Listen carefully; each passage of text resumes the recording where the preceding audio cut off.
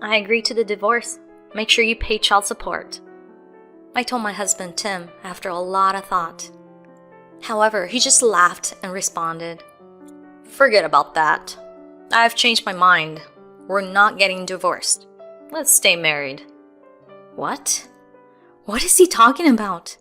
He brings up divorce, stresses me out, and now he flips the script? Unbelievable. I'm determined to divorce this man no matter what. I'm Ruth, 36 years old. 6 years ago, I married Tim, who's a year older than me. We live with our 4-year-old son, Jacob. Our lives changed when Jacob was born, but we were happy. Tim was great with our son, and Jacob really enjoyed his time with his dad. Watching them, I felt so content. I always thought this peaceful happiness would last forever.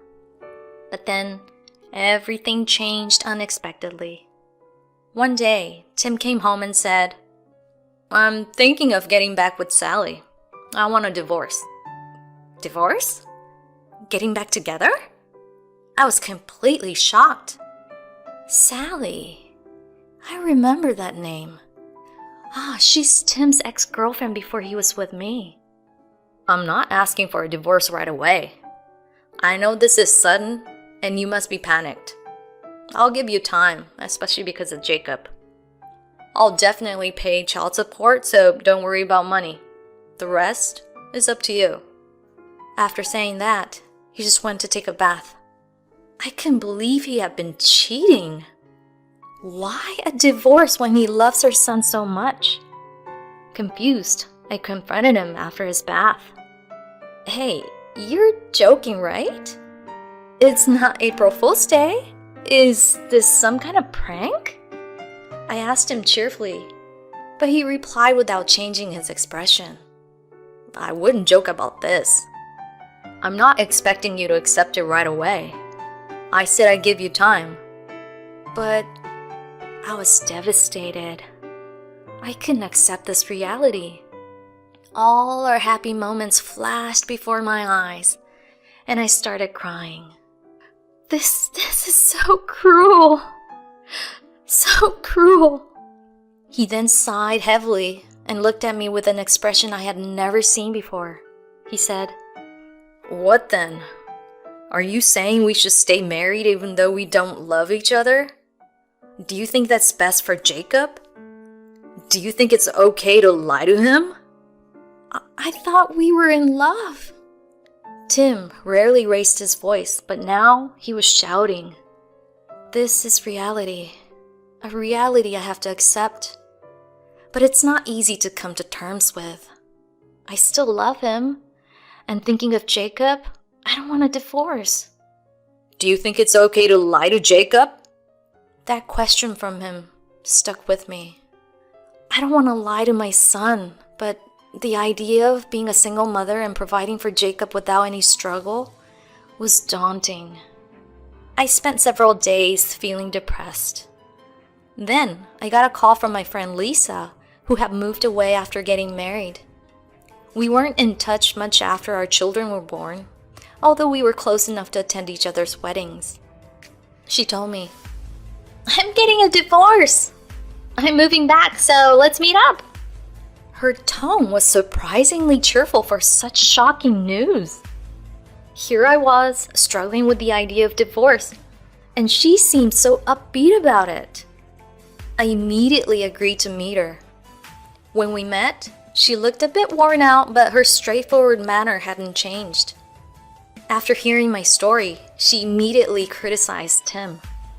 "Just leave him!" But it's not that easy. There's Jacob too. Over time, my dislike for Tim had grown, but I was only concerned about Jacob. "That's it right there," Lisa pointed out. She continued, "You're worried about Jacob, right? I felt the same way. Worried about him having just one parent, financial issues, life in general. That's why it took me so long to decide on a divorce." Exactly. But think about it. Do you really want a cheating man to be your precious son's father? He's neglecting his family for another woman. No matter how good a father he is in front of Jacob, I can't believe he truly cares about him. If he did, he wouldn't betray his family. Her words resonated with me. It was as if a fog had lifted and I found my answer. I decided to get a divorce. Seeing the change in my expression, she continued, "Can't you rely on your parents? I plan to lean on mine for a while. They're happy to live with their grandchild. If their child is in trouble, they'll want to help, no matter their age." That struck me. I had been so overwhelmed by vague fears that I hadn't thought of asking anyone for help. "You're right. I'll talk to my parents," I said as we parted ways. Talking to Lisa had lightened my mood, and I was able to smile more at Jacob that day. Recently, I had been gloomy, and he often looked worriedly at my face. Looking at his sleeping face, I thought, divorce isn't scary. I decided to talk to Tim about it when he got home. "Hey, about that thing we discussed the other day," I started, but he just scratched his head and said, "Did I say something before?" Seriously? He forgot? I can't believe it. I've been agonizing over this for a month, and he just forgets like it's nothing? Annoyed, I blurted out, "The divorce! I agreed to it. Just make sure you pay child support." I stared at him seriously, but his response was shocking. "Oh, that. Forget it. I've changed my mind again. We're not getting divorced. Let's stay married." "What?" I couldn't help but raise my voice in disbelief. "What do you mean?" "I broke up with Sally, so we don't need to get a divorce anymore. Let's stay married. Jacob needs a father, right?" "What's that supposed to mean?" "Oh, and this weekend I'll take us to the zoo. I haven't done much for him lately, and I should act like a father once in a while." His laughter without a hint of guilt angered me. He might care about our son, but he clearly doesn't care about my feelings. Cheating, then casually mentioning divorce, and now he's not divorcing because he broke up with her? How convenient for him. I was furious. I couldn't forgive him. I felt foolish for ever thinking of staying with such a man. I was more determined than ever to divorce him. As I stayed silent, Tim leisurely watched TV as if the matter was settled. My anger was boiling over. I had gathered enough evidence of his affair, given he didn't even try to hide it. But before taking legal action, I wanted to confirm one thing: whether Sally knew Tim was married when they got involved. If she didn't know, I could possibly collaborate with her to sue him. Initially reluctant, Sally agreed to meet after I mentioned alimony. In a carefree tone, she said, "Did I know he was married? Of course, he's my ex. I would obviously hear about his marriage." So she knew. "Then why did you break up with him?" She laughed dismissively. "It got too messy. All the drama. It was just a fling for me. But when he started talking about marrying me, I broke it off. Who would marry such an ordinary man? Tell him to come back when he's earning more." I couldn't believe her nerve. Unapologetic and placing herself above the situation.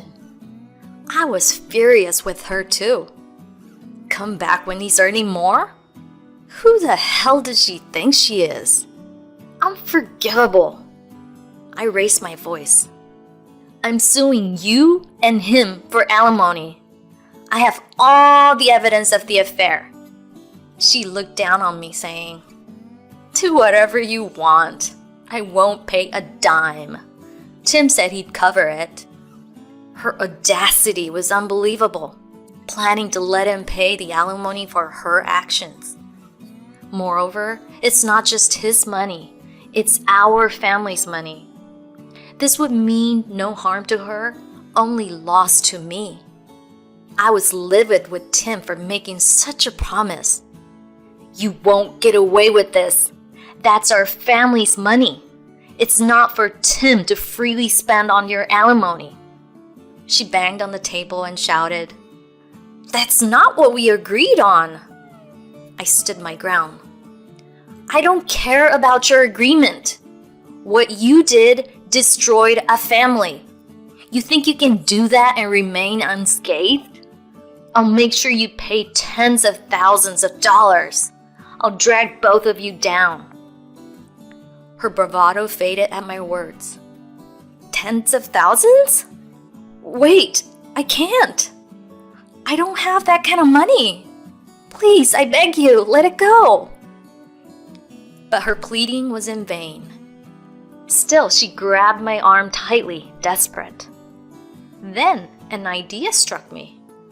All right, if you help me sue Tim, I'll consider it. Huh? She was stunned. Sue him? How? Claim he deceived you. That way, you can get alimony from him. She frowned, puzzled. But you just said you wouldn't let him use the family money. Wouldn't suing him be the same? If you agree to sue him, I'll go through with the divorce. Then it's no longer family money, and we can punish him. Let's both hit him where it hurts. Hesitantly, she asked, And you'll forgive me if we do that? I smiled silently. That night, I told Tim it was over. Regardless of Sally's situation, I had intended to divorce him, and the divorce papers were ready. When I presented them, he raised his voice in disbelief. Why?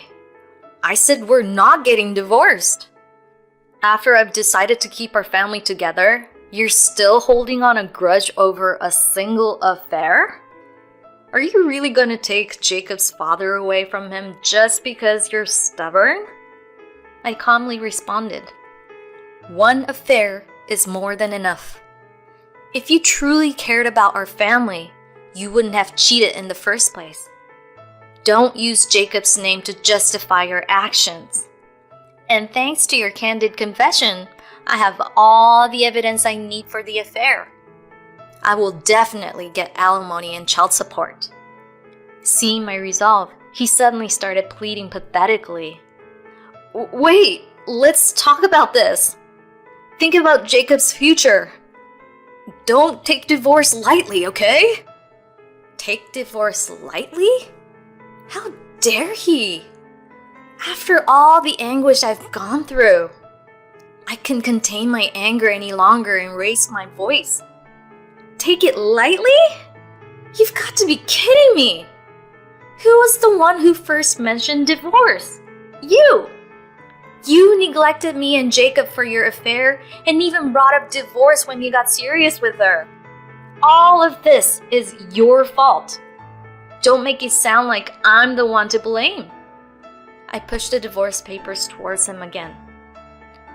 Are you really going to divorce me? You bet your ass I am. Sign the divorce papers already. Oh, and I'm obviously taking custody of Jacob. He kept pleading, but realizing there was no way out, he finally started filling out the divorce papers. Later, I received a higher amount of alimony and child support than usual. A few months after divorcing Tim, I got a call from Sally. This isn't what we agreed on, she yelled over the phone. I pretended not to know what she was talking about and barely containing my smirk. Don't play dumb! The alimony! You said you'd forgive me if I sued Tim. Why are you asking me for it? I maintained my composure and replied, I think you misunderstood what I said. I said I'd consider it. I never said I'd forgive you. That's not fair. Listen, lady. You took my husband. Adultery is a serious wrongdoing. You can't just commit such an act and expect to get away with it. Please forgive me. I don't have the money to pay the alimony. I thought it would be all over if I sued him." Her voice sounded desperate over the phone, but I pressed on. "I won't accept 'I don't have money' as an excuse. You took alimony from Tim, didn't you? You're gonna pay me using that money, so be prepared." I hung up after saying that. I knew from the start that Sally was short on cash. If I demanded alimony without knowing her financial situation, she might escape responsibility. That's why I had her sue Tim first. In the end, she had to pay me an amount plus $30,000 she received from Tim. Everything went according to my plan. Tim sued Sally for setting him up, and she started claiming she did nothing wrong. It's been almost a year since I divorced Tim, and their messy legal battle is still going on. They're buried in debt from the alimony and constantly fighting. They got what they deserved. Meanwhile, I'm living a smooth life with Jacob at my parents' home. They happily welcomed us. I'm really grateful for the comfortable life we have at my parents'. Jacob used to ask about his father, but not anymore. Though he might feel lonely at times, I want to fill his life with so much joy and fun that it outweighs any sadness.